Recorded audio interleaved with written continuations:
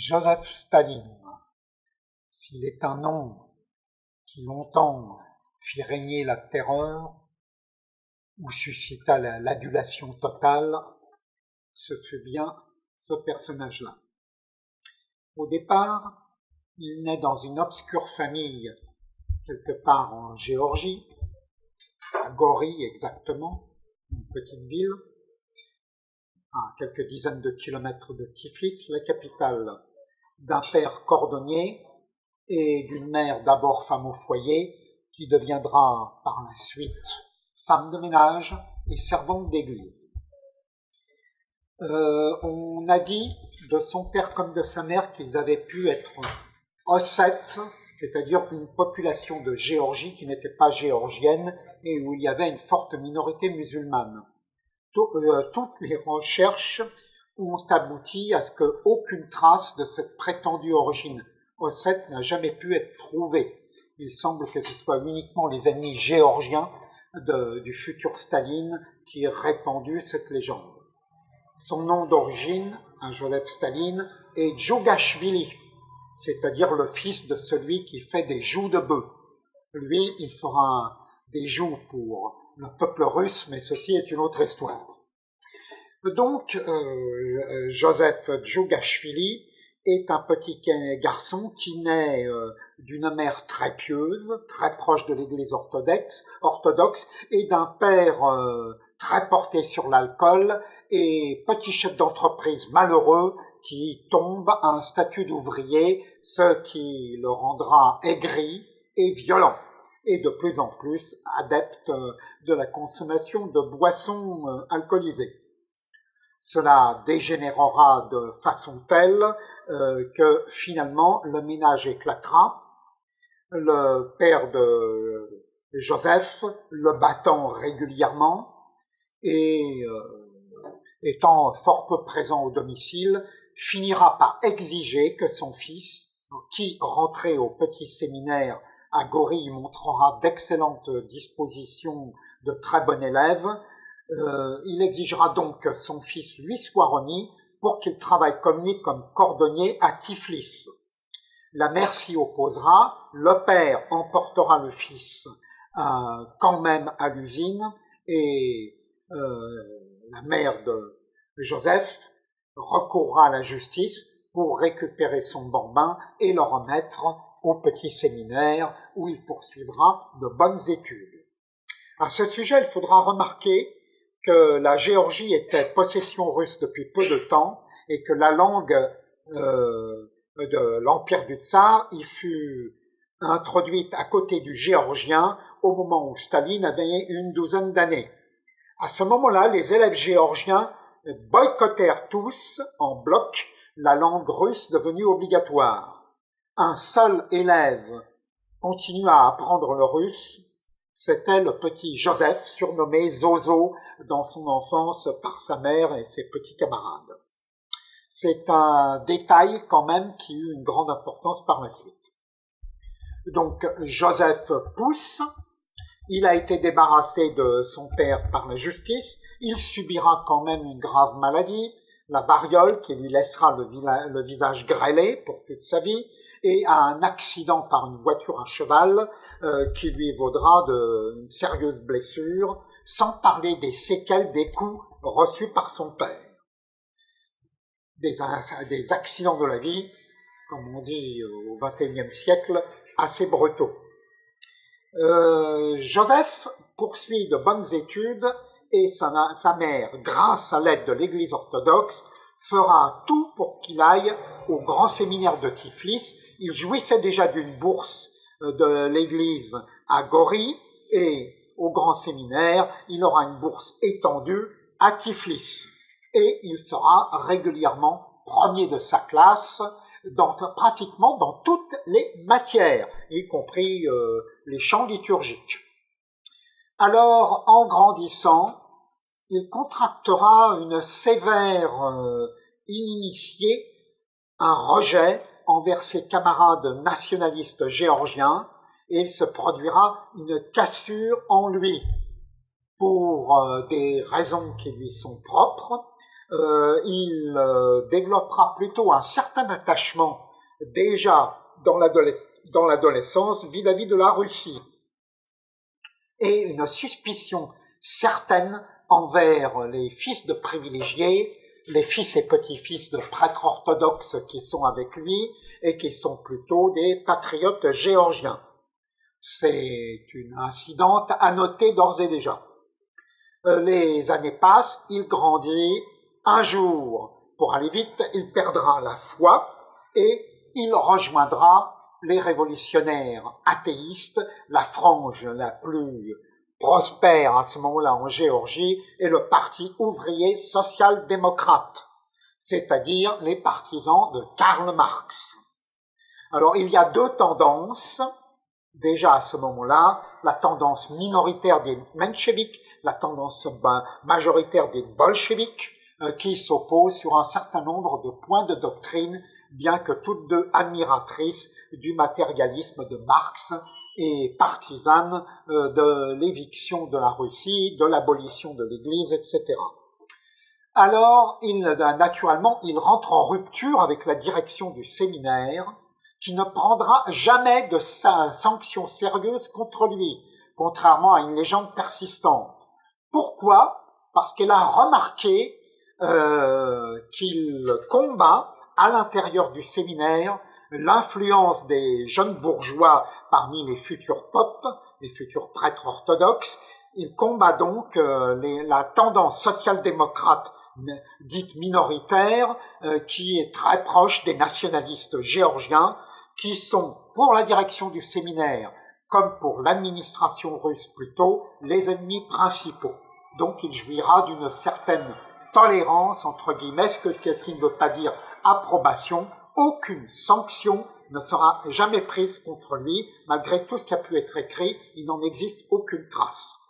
Vers ses 17-18 ans, la catastrophe prévisible se produit, il néglige totalement ses cours, lui qui était premier élève, premier de la classe jusqu'à là, il néglige tout et il finit par faire beaucoup d'écoles buissonnières en ville et il n'est toujours pas exclu, il s'exclura de lui-même en ne participant plus aux examens de fin d'année, en quittant le séminaire de son propre fait, je répète, sans avoir jamais été sanctionné fondamentalement.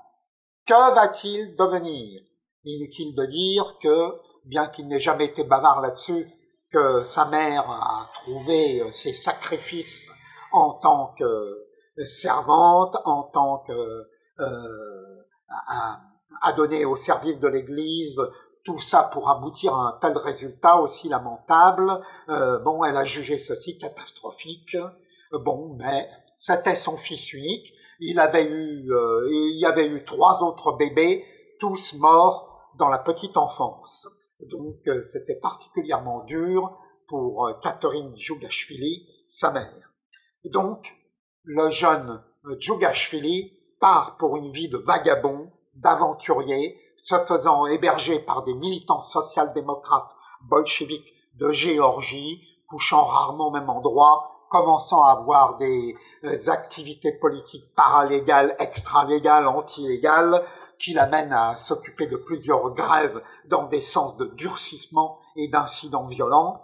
Naturellement, il va se faire repérer par la police et bientôt il y aura les premières arrestations, les premiers séjours en prison, les premières déportations en Sibérie, qui ne seront d'ailleurs bénignes et limitées en temps, et il y aura de nombreux retours avec des évasions réelles ou prétendues. Encore aujourd'hui, tout ceci est très flou. De là, les bruits qui courront avec de plus en plus de persistance qu'il aurait été un agent de l'Okhrana. Ceci c'est-à-dire la police secrète du tsar, incorporée par la gendarmerie du pays, et qui avait des méthodes d'ailleurs de déduction extraordinairement modernes, comme on dirait aujourd'hui, mais l'Okhrana ne l'a jamais vraiment persécuté avec férocité. ce qui a donné lieu à certains soupçons, en particulier de ses ennemis nationalistes géorgiens et minoritaires du parti marxiste de Russie. Alors petit à petit, il va faire son chemin dans ce mouvement, en participant à des réunions à l'étranger, à Tammerfors, en Finlande, puis il participera à un congrès, puis on le verra à Bruxelles, en Belgique, on le verra à Londres, en Grande-Bretagne, et petit à petit, il deviendra délégué au Congrès, et puis vers 1912, en 1912 d'ailleurs précisément, nous le verrons entrer dans la direction, par la toute petite porte, par cooptation, comme remplaçant dans la direction du parti bolchevique. Tout cela parce qu'il est devenu un admirateur de Lénine, Ulyanov dit Lénine, qui dirige cette fraction des sociodémocrates russes et qui a une vision bien plus extrême que celle des minoritaires, dit les mencheviks.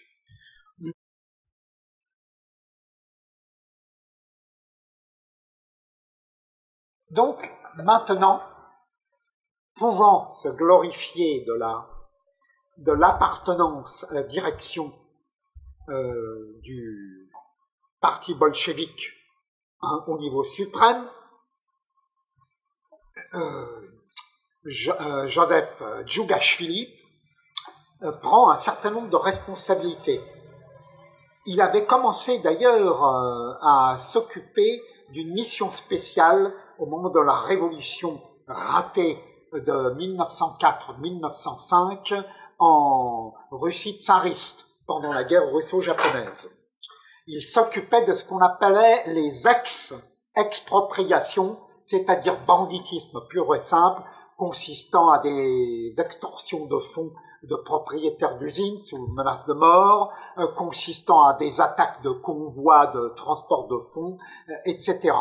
L'expropriation la plus importante dont se soit jamais occupé Joseph Djougashvili est la fameuse affaire de Tiflis en 1907, où l'escorte d'un convoi de la Banque impériale est attaquée. Il y a plusieurs tués, il y a 50 blessés sur la place principale de la ville.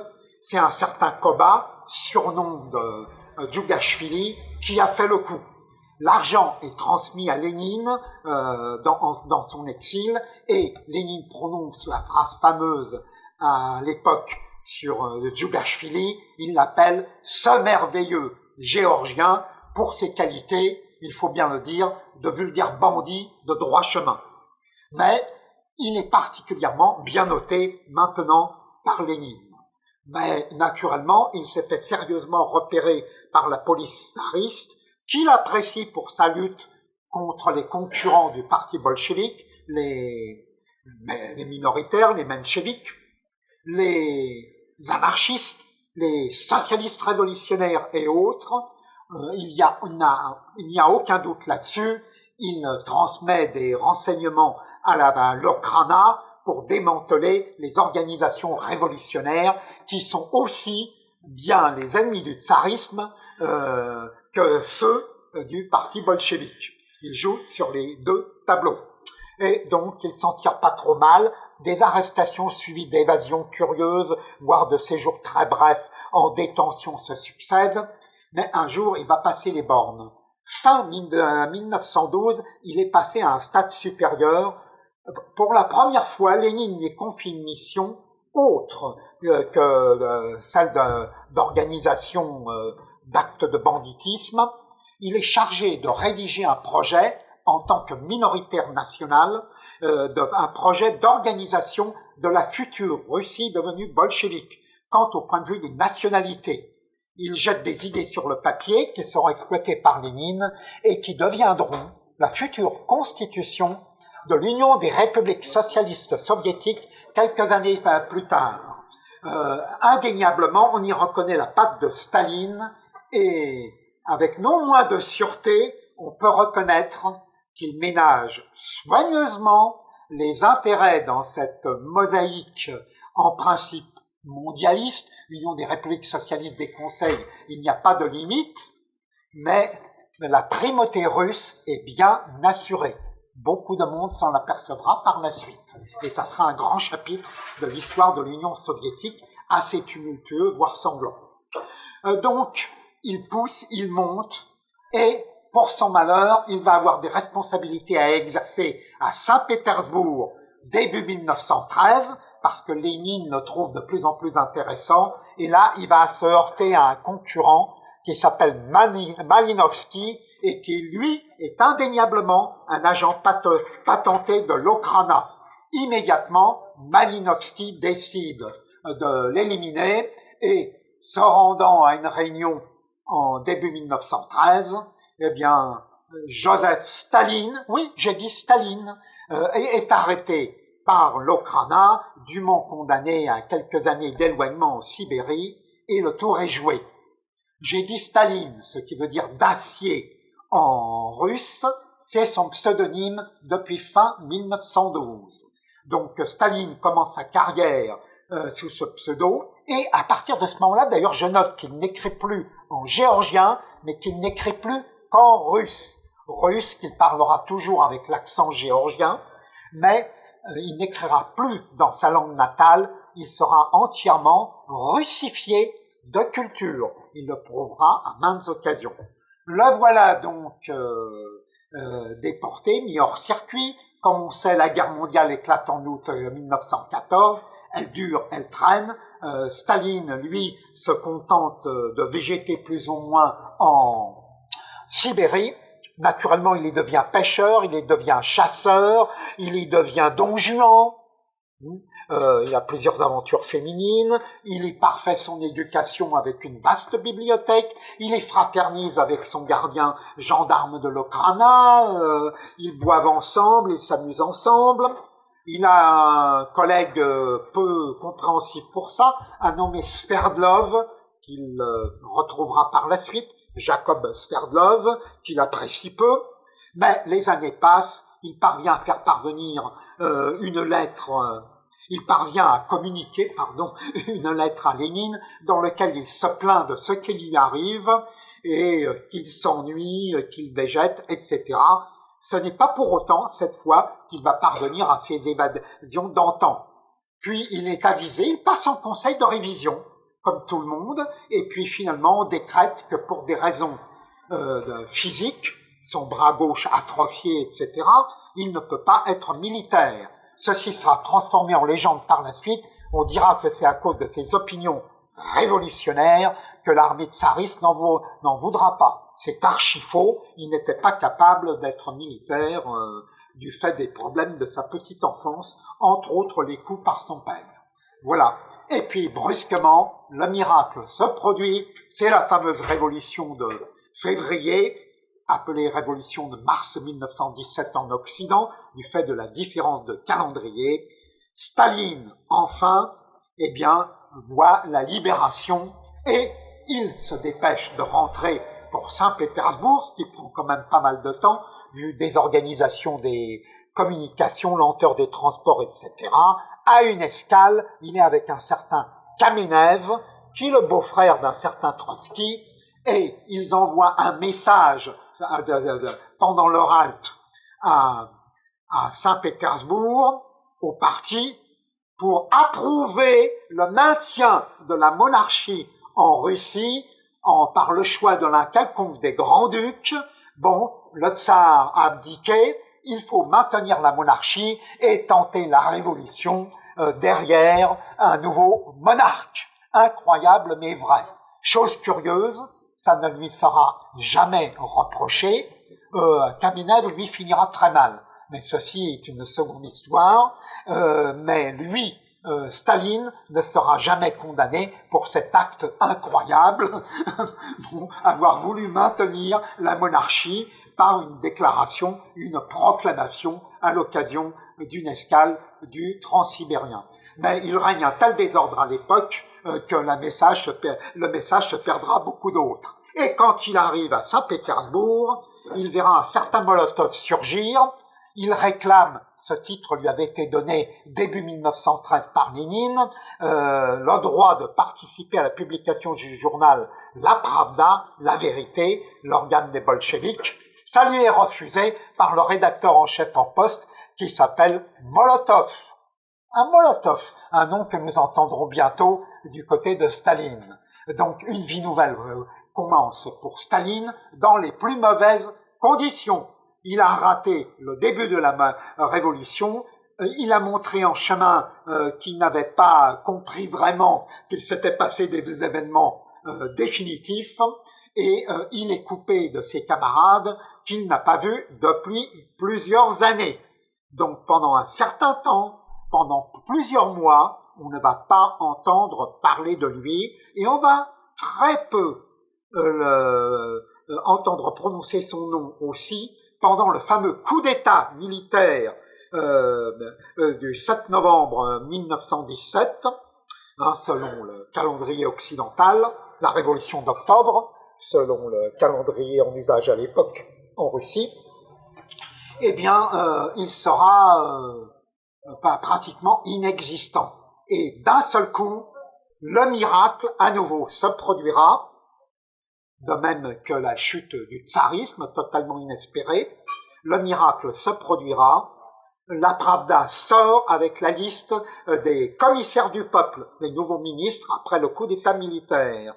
Il y a des noms qui sont classés par ordre alphabétique des nouveaux ministres, commissaires du peuple, pardon, et le dernier nom a été rajouté, car il n'est pas dans l'ordre alphabétique, c'est Staline qui rajoutait in extremis sur la liste, et qui est commissaire aux nationalités. Lénine s'est rappelé à temps de l'étude faite par le camarade de Staline fin 1912 dans l'exil à Cracovie en Pologne. Et donc le voici d'un seul coup ministre. Quelque temps après, la guerre civile va commencer. Alors là, eh bien, il y aura premièrement le souvenir d'une rencontre tout à fait occasionnelle à Vienne en Autriche, également fin 1912. Des réfugiés russes se voyaient dans un local où on servait du thé dans un samovar, comme en Russie. Il y avait un certain Staline qui était sur une chaise en train de lire, et un nommé Trotsky, qu'il avait rencontré, qu'il avait vu, mais avec lequel il n'avait jamais parlé à des réunions bolcheviques dans différentes capitales européennes, traverse la pièce. Les deux hommes ne se saluent même pas, ils se jettent un regard haineux d'instinct.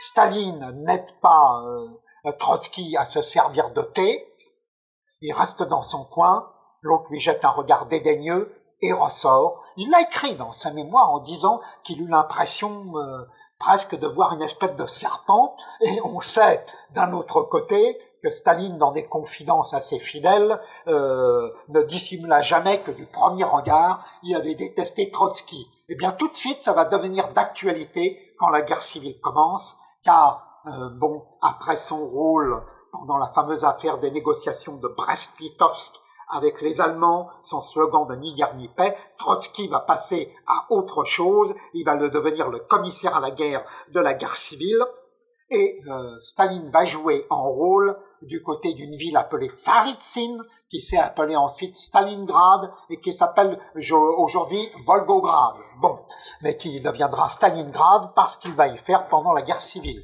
Front annexe, le grand front principal c'est toute la Russie, et c'est Trotsky qui mène la danse. Alors Staline, là, fait des choses jugées totalement inorthodoxes par Trotsky, dans la nouvelle orthodoxie bolchevique qui règne à Moscou, puisque Pétrograd, j'ai dit Saint-Pétersbourg tout à l'heure, mais la ville avait changé de nom en 1914, c'était devenu Pétrograd. Pétrograd était trop près des lignes allemandes, la capitale avait été déplacée à Moscou, et donc à Moscou, où dans son train spécial, Trotsky, sur les différents fronts, Trotsky reçoit sans arrêt des rapports sur le camarade Staline qui lui plaisent pas beaucoup, notamment comment il élimine d'anciens officiers tsaristes en privilégiant les nouveaux, les bolcheviks nouveaux, même incultes militairement, etc.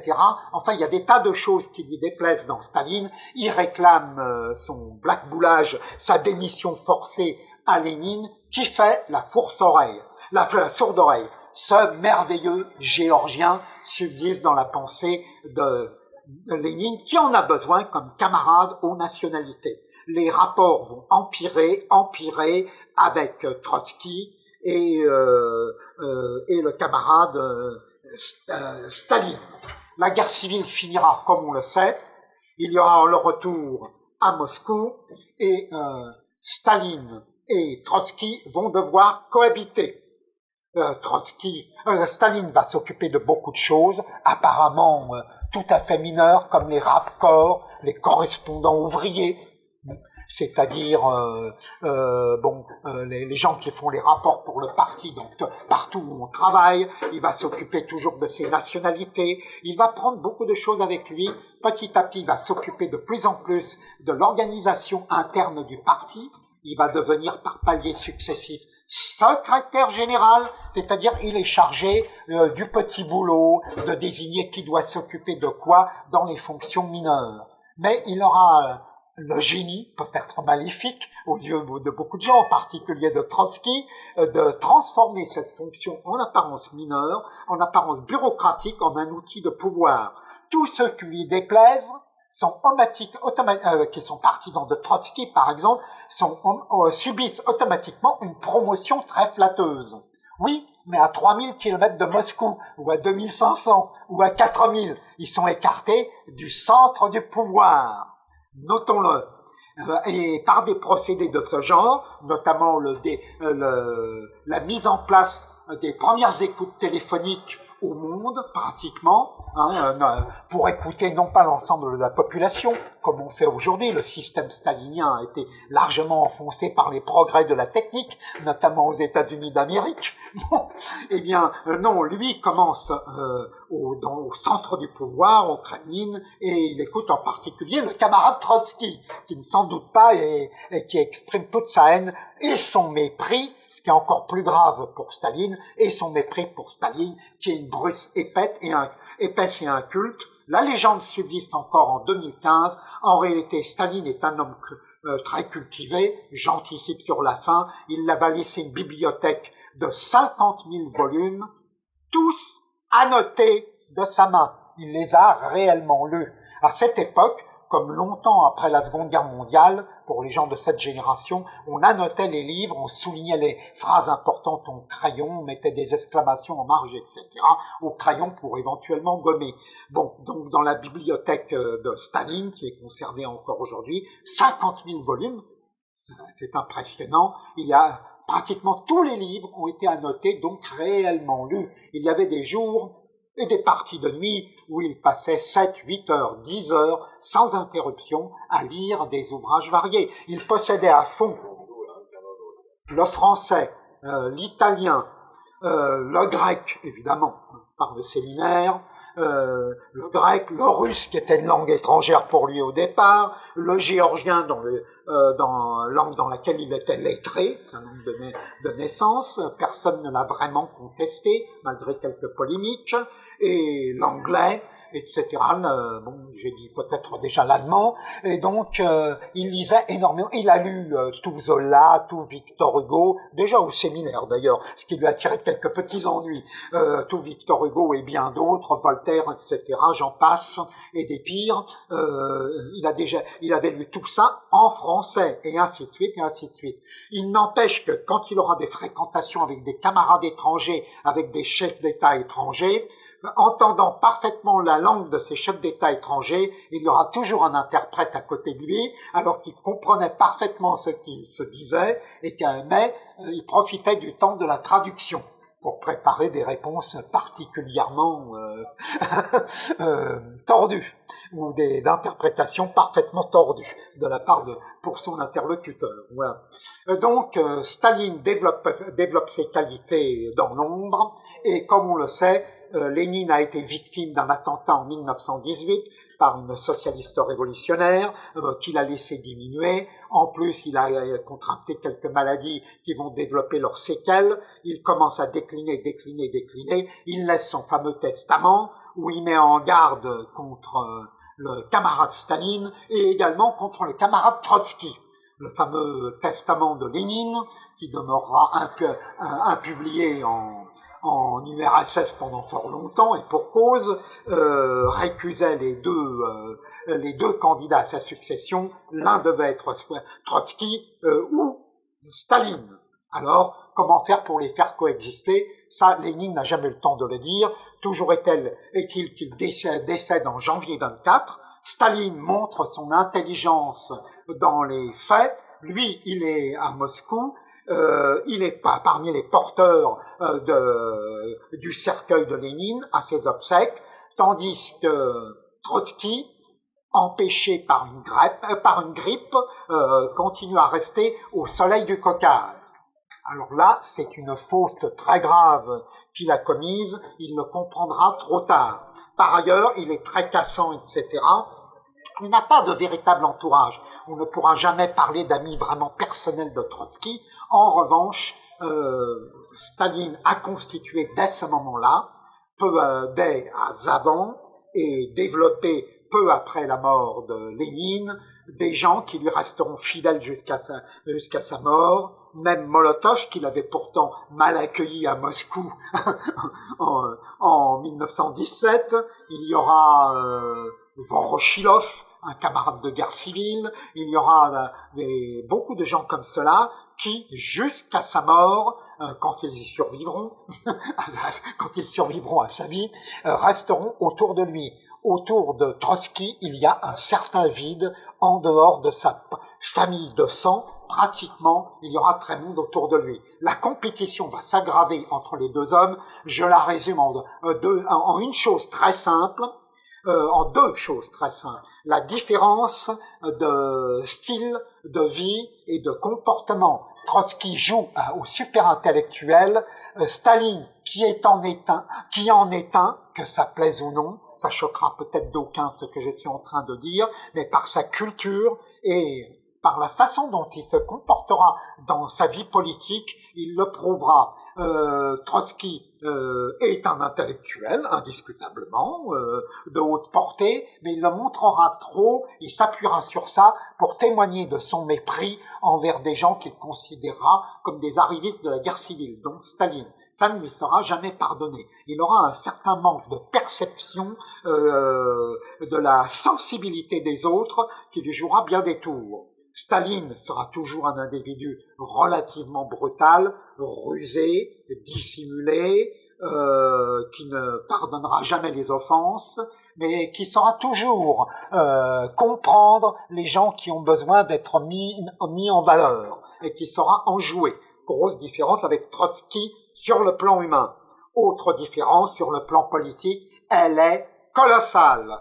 Il y en a un qui dit il faut bâtir le socialisme en Russie soviétique. Maintenant qu'elle existe, priorité à développement de l'industrie lourde, étatisation de la paysannerie, etc. Ce sont les mots d'ordre de l'époque en Russie soviétique, mais c'est la Russie soviétique d'abord. Il ne faut pas déclarer la guerre au monde entier ou la préparer, comme le souhaite un certain Trotsky. Faut éviter de déraper trop en Chine, faut éviter de déraper trop en Europe. Guerre de Pologne, par exemple en 1920, voulue par les camarades Trotsky, qui a failli tourner à la catastrophe pour la Russie soviétique naissante, etc. Développement et intérêt exagéré pour l'international communiste. D'abord, la Russie, ce que Trotsky dénonce comme une déviation. Il faut faire la révolution mondiale, c'est la priorité. Il faut bâtir le socialisme en Russie soviétique d'abord. En fait, Trotsky a raison dans ses critiques qui ne peut pas pousser jusqu'au bout tant qu'il ne sera pas exilé en Russie soviétique puis expulsé. Bon, il y a une déviation nationale russe, n'hésitons pas à mettre l'adjectif, chez Staline, que ne connaît absolument pas Trotsky. Quant aux méthodes, le premier qui fera la guerre civile, c'est Trotsky, dès 1918. Il fera occuper des camarades du parti qui lui déplaisent. Il fera exécuter des camarades du parti qui lui déplaisent. En ce qui concerne le camarade Staline, il faudra attendre une bonne dizaine d'années pour voir les premières exécutions, et ce seront d'ailleurs des gens qui, se faisant passer pour ses amis, le trahiront au profit de Trotsky. Ce seront les premières victimes de ce qui deviendra les grandes purges. Bon, ceci étant, ils sont tous les deux, en ce qui concerne le mépris de la vie humaine, à mettre sur le même plan. Si Trotsky l'avait emporté, je doute fort que la Russie se serait, et les autres républiques adjointes, auraient eu moins de victimes. Voilà. Alors j'en finis avec ce sujet très rapidement. On sait qu'il y aura le pacte germano-soviétique. Bon, après les tueries de Koulak, c'est-à-dire de paysans moyens, je signale que Trotsky était exactement sur la même ligne que Staline en ce qui concerne la persécution des Koulaks, les horreurs commises en Ukraine, etc. Aucune différence. J'abrège, il y aura une certaine attitude de Staline, et nous verrons le drame final, enclenché par le pacte germano-soviétique. Trotsky a laissé des écrits, il était à fond pour le pacte germano-soviétique sur la même ligne que Staline. Vous voulez que je continue? Bon, pas la peine. Bon, Trotsky connaîtra ses aventures, Staline le fera liquider en août 1940, fin du chapitre Trotsky, et Staline commet une erreur d'appréciation en l'été 41, il sait la rectifier, il fait un rebondissement sensationnel en juillet 1941 avec son discours, quand les troupes allemandes avancent du fait d'un certain nombre de défaillances et de l'armée rouge et de problèmes techniques divers et variés, il fait le fameux discours où il commence par citoyens, camarades, frères et sœurs. Alors évidemment, tout le monde est stupéfait de frères et sœurs, et tout le monde s'aperçoit dans les 24 heures, car on voit ressurgir partout les prêtres orthodoxes, les canons de l'armée rouge sont bénis par les prêtres orthodoxes, il s'est passé quelque chose. Est-ce que le camarade Staline se rappelle du temps où il a failli lui-même être prêtre? Ceci est une autre histoire. Il y a beaucoup d'anecdotes qui sont plus que des anecdotes qui sont attestées par de très nombreux témoins, notamment avec sa mère, qui a vécu jusqu'à 77 ans et qui l'a revu 2 ou 3 fois, après 3 fois exactement après sa prise de pouvoir. Il y a beaucoup de choses qui attestent qu'il n'a jamais pu trancher le cordon ombilical avec son éducation. Donc, il fait une guerre qui devient patriotique avec le portrait de Souvorov et des généraux du Tsar en face de ceux de Lénine et de Staline à Moscou. Il obtient la victoire que vous connaissez, qui est encore glorifiée aujourd'hui. Et que se passe-t-il? Et là, nous touchons à la fin de cet exposé. Fin 1945. La Bulgarie a été occupée au cours des combats de la Seconde Guerre mondiale par l'armée qui n'est plus rouge d'ailleurs, qui est l'armée soviétique depuis 1943. L'international communiste a été dissous par le camarade Staline en 1943. On a dit, pour les beaux yeux des alliés occidentaux, peut-être qu'il y avait d'autres raisons. À ce moment-là, le bureau politique du parti bulgare demande à être transformé en République socialiste soviétique puisqu'il s'agit d'un parti communiste slave. Niet de Staline. Il ne veut pas de République socialiste soviétique de plus. Et les camarades qui ont proposé ça, bien connaîtront peu de temps après des mésaventures qui les mèneront par exemple au peloton d'exécution ou à 20 ans derrière les barreaux. Alors évidemment, point d'interrogation. Qu'est-ce que ça veut dire? On remarquera qu'il pouvait annexer la Pologne, il pouvait faire des tas de choses, il ne les fait pas, se constituent des régimes sœurs. Bon, alors nous voyons l'extrême prudence avec laquelle il agit. Il y a certes la guerre de Corée, mais la Russie soviétique n'est pas directement en place, pas plus que dans la guerre civile chinoise qui s'était terminée fin 49. Nous voyons qu'il agit avec une extrême prudence, voire le blocus de Berlin, il avance, mais jamais jusqu'au point de rupture de la guerre. Il disparaît de début 1953, on dit qu'à ce moment-là, il y aurait peut-être eu une troisième guerre mondiale s'il avait vécu. Ce ne sont que des supputations. Tout le monde s'aperçoit de l'extrême prudence. Sa prudence avait été vraiment extraordinaire, d'ailleurs, au moment du pacte germano-soviétique, quand on réfléchit après coup à ce que cela a signifié. Donc, il est toujours très, très prudent. Il disparaît, bon, et très vite, son héritage est jeté par la fenêtre, etc. En attendant, il avait constitué un empire extraordinaire, s'étendant sur le tiers de la planète, et bon, il n'a pas fait de faux pas, son régime n'a été renversé ni de l'intérieur, ni de l'extérieur, et le dernier point qu'il faut aborder, mais que reste-t-il de Staline en Russie d'aujourd'hui? Alors s'imaginer qu'il n'en reste rien, non. Pourquoi? Parce que beaucoup de gens, qui ne sont pas tous morts, ont vécu cette période, ils ont transmis ça à leurs enfants, à leurs petits-enfants, que la grande victoire de 1945 pour le peuple russe demeure quelque chose qu'on ne discute pas, et le chef politique, s'il n'a pas vraiment été le chef de guerre, était bien un certain Joseph Staline. Ça reste, et que quand on s'en étudie dans certains détails toute l'histoire de l'Union soviétique, on s'aperçoit que face à l'internationalisme prolétarien, la conquête du monde par le bolchevisme et l'instauration d'une république communiste planétaire, indiscutablement, à titre posthume, Trotsky avait raison, Staline était un traître. Bon, alors, qu'il en reste certaines traces dans des discours d'hommes politiques très connus, peut-être l'un d'eux plus connu que les autres aujourd'hui, c'est indiscutable, d'autant plus quand on sait certains détails personnels de tel ou tel dirigeant actuel par rapport à son père ou son grand-père à cette époque. Donc, l'ombre de Staline, indiscutablement, plane sur la Russie d'aujourd'hui, mais dans des aspects qui ne sont pas ceux que nous reprochons le plus essentiellement à Staline. Il ne s'agit pas de... Bon, prenons les purges.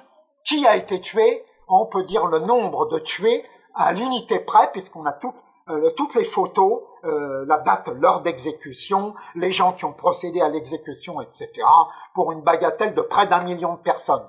Tous des membres du Parti communiste de l'Union soviétique. La quasi-totalité avait du sang de blanc, du sang de croyants, du sang de koulaks, j'en passe, et bien d'autres, sur les mains. Alors, bon, est-ce qu'ils n'ont pas attiré le châtiment suprême sur eux par les crimes qu'ils avaient commis avant? On peut se poser une question. Les grandes purges, c'est essentiellement des communistes massacrés par des autres communistes, sur le point capital de savoir, faut-il bâtir une Russie d'abord avec le régime idéal avant d'aller peut-être plus loin, ou faut-il conquérir le monde entier au marxisme? Telle a été la question capitale. Je crois qu'aujourd'hui, il faut s'en souvenir et il faut comprendre pourquoi des Russes en nombre non négligeable ne peuvent pas aujourd'hui, à notre grande surprise, condamner tous les crimes du stalinisme. Alors, posons-nous des questions. Il ne s'agit pas de pardonner, il ne s'agit pas de justifier, il s'agit de comprendre ça et seulement ça. C'est tout.